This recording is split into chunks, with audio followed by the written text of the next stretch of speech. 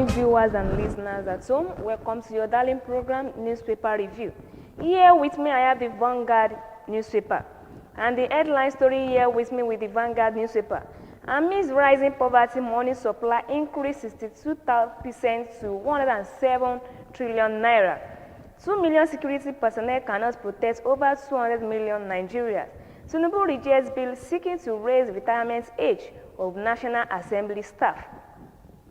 Unemployment up by 5.3% as CBN ups interest rates to 27.25%.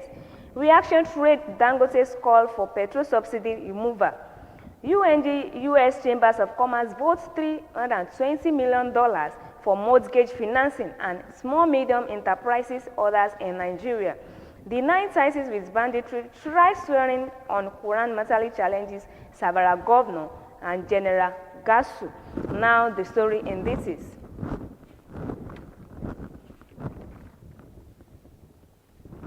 The IGP presents 5.75 billion naira life insurance checks to 2,148 families of deceased police officers. Abuja, the Inspector General of Police, Olukayode Egbetokun, yesterday presented checks of 5.75 billion naira to families and next of kin of 2,148 deceased police officers who lost their lives in their lines of duty.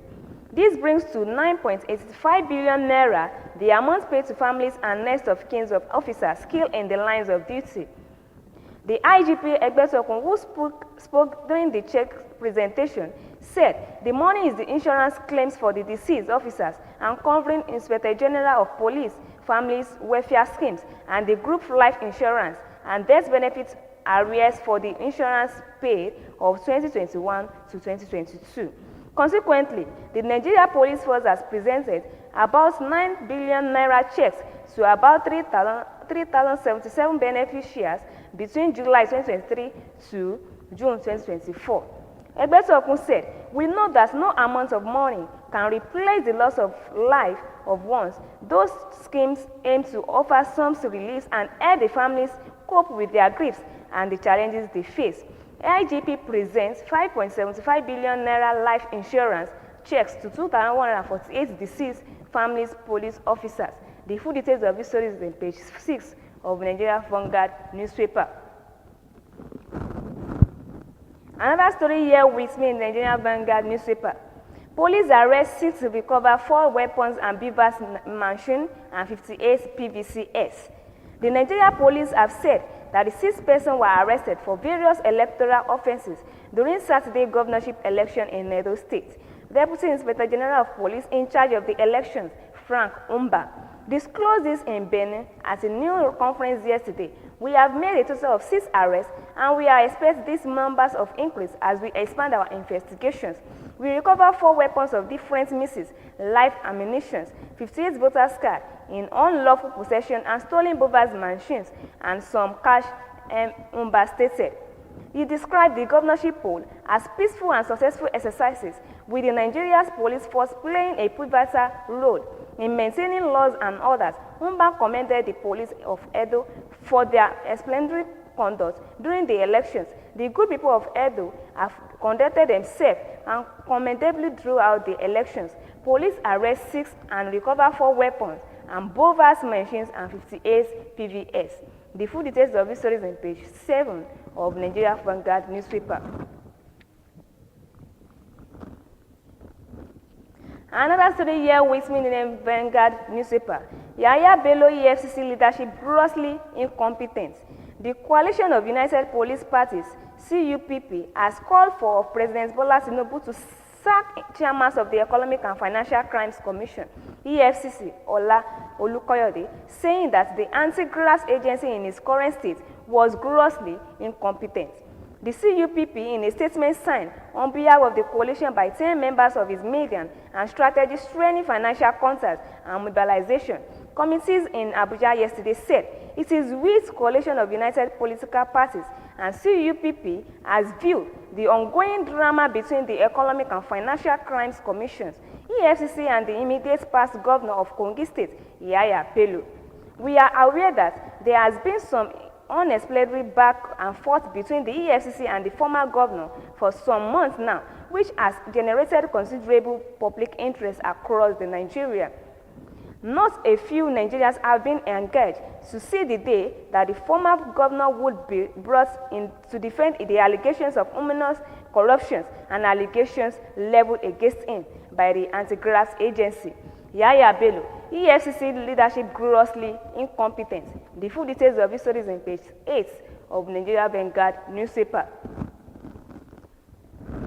Another story here with me in the Nigeria Vanguard newspaper. 2024 budget. Federal government sets objectives and prioritizes security. Abuja, the federal government has outlined some of its 2025 budget's major objectives with security identified as one of its top priorities. The Director General of Budget Office of the Federation, Mr. Tanumu Yakubu, gave the insights in Abuja yesterday at a meeting with budget officers on preparation of 2025 budget. The Integrated Financial Management Information System, Budget Preparation System for all ministry departments and all agencies, MDAS. He said security would be prioritized to create a conducive environment for capital accumulations in the country in the 2025 fiscal year. His word, the quality of our national budget has been outstanding concern with stakeholders often questioning the reference, execution, and effectiveness of our budgetary proposal. Today's training offers a critical opportunity for all ministry departments and agencies, MDAS, to reflect on their roles in the budget process. Together, we can ensure that our project proposal of 2025 are not only robust and focused, but also aligned with our national priorities. 2025 budget. Federal government sets objectives and prioritizes security. The full details of this story is on page 9 of Nigeria Vanguard newspaper. Another story here with me in the Nigeria Vanguard newspaper. Tinubu writes Senate seek confirmation of Kudirat Kekere Ekun as Chief of Justice of Nigeria. Abuja President Bola Tinubu has written the Senate seeking the screening and subsequent confirmation of Honorable Justice Kudirat Kekere Ekun as the Chief Justice of Nigeria. President Tinubu's letters was read yesterday by the President of the Senate, Senator Godswill, upon resumption from the annual break embarked upon by the upper chambers in July. The letter read, pursuant to 221 of the Constitution of the Federal Republic of Nigeria of 1999, as amended, which gives the power to the President to appoint his Chief Justice of Nigeria on the recommendation of the National Judicial Commission, NJC, and subject to confirmation of the Nigeria Senate. I have had the honor to forward the nomination of Honorable Justice Kudirat Kekere Ekun Kon for confirmation as Chief Justice of Nigeria. While it is my hope that this request will receive the expeditious consideration and confirmation of the Senate, please accept, distinguished Senate President, the assurance of my highest considerations and personal regard. Record that Justice Kekere Ekun was on August 23, 2024, sworn in as the 23rd Chief Justice of Nigeria by President Bola Ahmed Tinubu at the State House in Abuja. Tinubu writes Senate and seek confirmation of Kudirat Kekere Ekun as Chief Justice of Nigeria. The full details of this story is on page 9 of Nigeria Vanguard newspaper.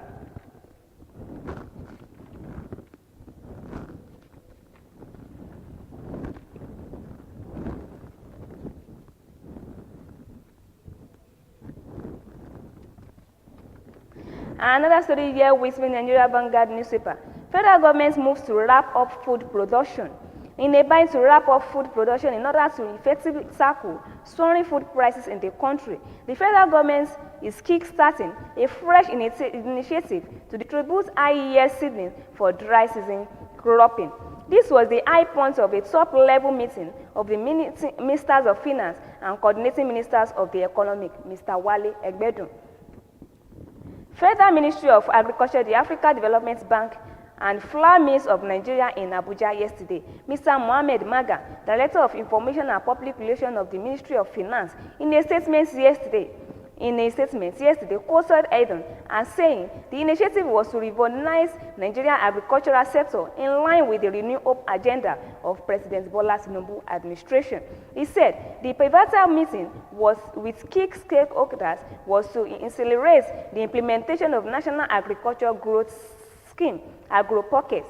Top on the agenda was a discussion of strategies to drive immediate results. The minister, according to the statement, emphasized the critical need for an effective input system during the dry season and particularly stressing the importance of high-quality adapted seed in achieving optional yields. Federal government moves to wrap up food production. The full details of this story is on page 26 of Nigerian Vanguard newspaper.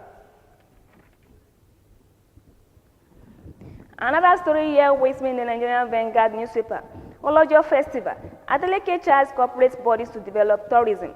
Governor Ademola Adeleke of OSUN State has charged corporate organizations and individuals to take advantage of the potentials and develop the tourist sites in the state of both the responsibility business, even as the Oni of Ife, Oba Adeyeye Ogunwusi, has described the annual OSOGBO Festival as the festival of the largest ethnic group in the world, which must be upheld forever. Adeleke and Ogunwusi spoke during a news conference on the 2024 OSOGBO Festival with the team envoying transformational domestic tourism with community festival held at the Oni's Palace in Ile-Ife. The governor, who's represented by the Commissioner for Culture and Tourism, Mr. Ojofola Abiodun, appealed to the sponsors of the festival to do what he called direct sponsorship and take responsibility and development of one tourist site in the state like the Oromiyan site, and your name will be written in gold. He also urged Oni Ogunwusi to talk to people of the state of the receptants and welcome visitors to the state. On this part, Oba Ogunwusi, who stated the festival is significant because of the spiritual exercises that characterize and the testimonies is assured, said the festival was in remembrance of Ogun, the god of iron, who is believed to be the least sons of Oduduwa and progenitor of the Yoruba people, and adding that the festival marked the birth of the Are clan. OSOGBO is the festival of dance and the birth of the clan Ade Are, the clan of all clans, and it is gone that the guy bites to all clans all over the world with all colors of the rainbow. It is called the spontaneous of the rainbow clan. Oni said the several prayers redeemed to Olodumare through the iconic Are clan during the OSOGBO Festival has been answered with so many testimonies. OSOGBO Festival. Adeleke charges corporate bodies to develop tourism. The full details of this story is in page 22 of Nigerian Vanguard newspaper.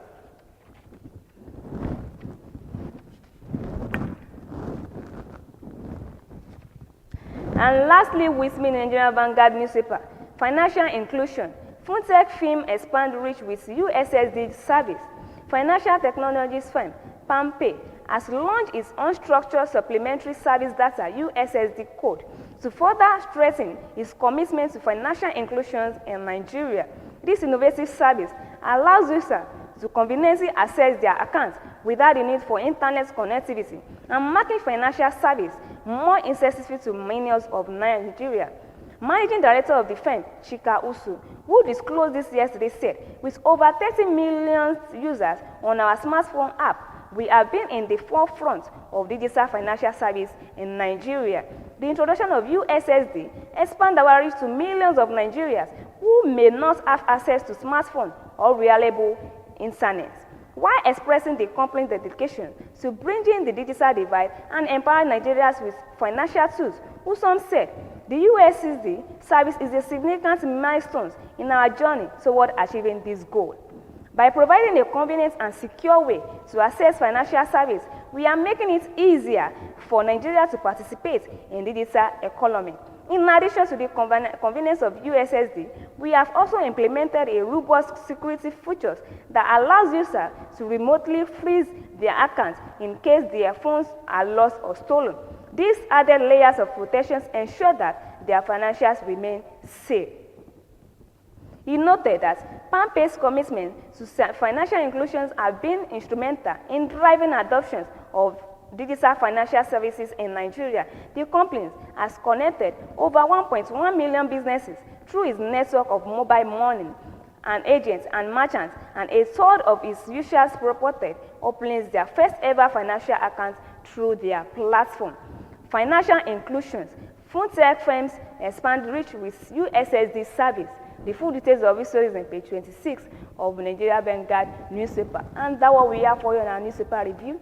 If you'd like to follow us on our website program, you can click on www.abntv network. If you'd like to follow us on our program, you can click on www.abntv network. And we also have our social media. We have the Facebook, we have the YouTube, we have the Twitter, we have the Instagram. If you'd like to like and share and comments, and if you'd like to follow us on our program live and direct, you can click on our Facebook, ABNTV OSUN, and likewise on our YouTube, you can click and follow us and make sure you share, subscribe, and like and comment and share. And on our YouTube, you can click on ABNTV Nigeria, and likewise on our Twitter, you can click and follow us and share and like and subscribe. You can click on ABNTV OSUN as well. And lastly, on our Instagram, you can click on ABNTV Nigeria and try to follow us and like and share and comment, and make sure you subscribe to follow us on our program. And my name is Kenny Afolabi. Thanks for listening and thanks for watching. Follow us another week. Bye for now.